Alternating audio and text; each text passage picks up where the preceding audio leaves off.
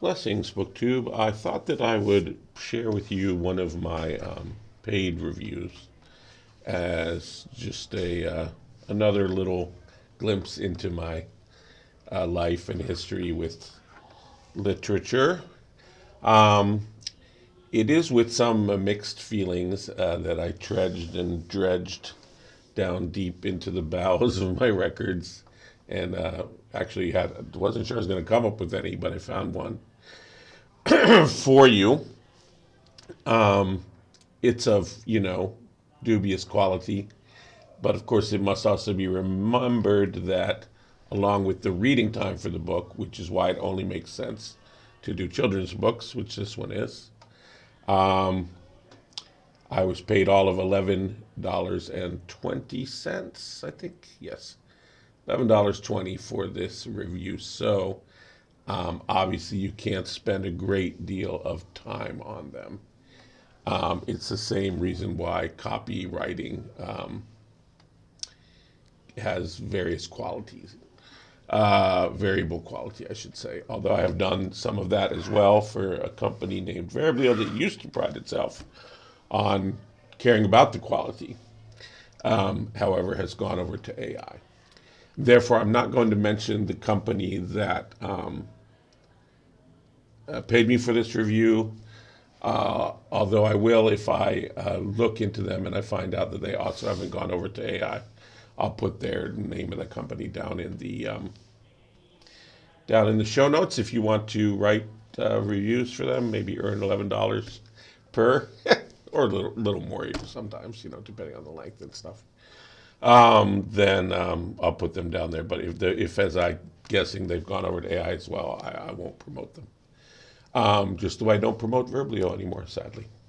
So, that being said, I wanted to say that this is a paid review so that that how to take the review.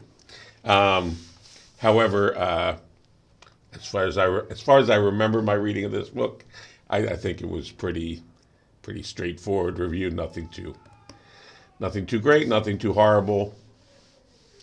It's a kid's book called The Treasure of the Magical Mind Moppets by K.J. Blocker. That's Blocker. And here we go. We first meet our narrator, Tom Powers, flying over his fields of variegated 20-foot tall uber corn, as his son, Jimmy, below, meets a sentient skeletonizer beetle named Lacey. The author creates vivid characters and settings in just a few strokes. Maya, short, wheelbarrow wide, town gossip Madge, diner owner, her new cook of only 10 years, confused by long-lost Pappy's bacon and pickle order. Pappy, don't call him Pepe Le Pew, is Tom's distant dad. Here I'm conveying the humor of the work and not my own humor. He had reputedly ended up in a thresher. Tad graphic for young readers, but it seems that reports of his demise are as exaggerated as a lightning bug courting lightning. Father-son dynamics of fantasy, worry, responsibility, discipline, and neglect are a central theme of the book. The author effectively uses foreshadowing to create a mystique around her villain by erecting obstacles in our path to meeting him. The vertiginous stairs leading up to the mighty bank of elites, with imposing illustration by Ron Odin, and the four comical Kafkaesque receptionists blocking the door of Bank President Withers. The author knows how to create suspense, too. Withers is after Pappy's salt mine and revenge for something in the past. Cherchez la femme. Tom has just 21 days to pay the bank or lose the farm, which is up to its ears in debt. Ears of corn, that is. Humor abounds in this story. Tom in a barrel, squirrel cake, clumsy Dusty stinking chair, feverish Charlie Chili, a failed Cyrano act, puns like Shaker Sisters, and salty dialogue. The higher the monkey climbs in the tree, the more of his hiney there is to see. Tom's corn starts to rot on the stalk, and all his investors pull out. Pappy cannot convince the bank examiner to investigate Withers. On a rare false note, the author explains the role of bank manager in an undigested note using language beyond her intended audience. P&Ls. On a clever note, we learned that the former bank examiner now works at the mighty Bank of Elites.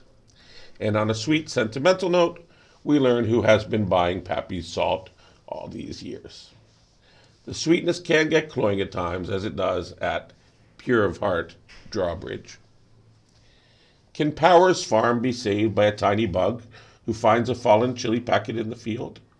Can imaginative Pappy prevail in a mental competency hearing? Can Jimmy rop well enough to summon the magical mind Muppets? Are they real? Is the biodiversity expert an imposter? Will Dusty betray Pappy? Will Tom's desperate deal with the devil save something or lose everything? Things escalate quickly. Burglary, kidnap, racing mine carts made of salt, cave-in. Although the upside resolution to the story ultimately feels more incidental than heroic, it is still satisfying.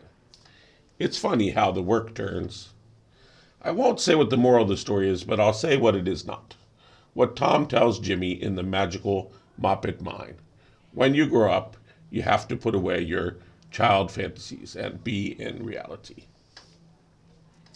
Well, there you go. A little slice of my life, and a different sort of review than the ones I've been presenting here with you. But if you like those, I can certainly do more children's, young adult literature. I did one of an author friend of mine I reviewed on here earlier.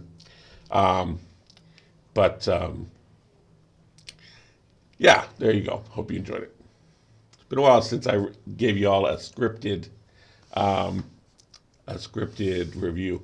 I think you like my scripted reviews, but I like having a channel that's more interactive. That was my desire, but let's just say informal. Therefore, we'll have a little back and forth of me giving a little, you taking a little. But there you have it. All right.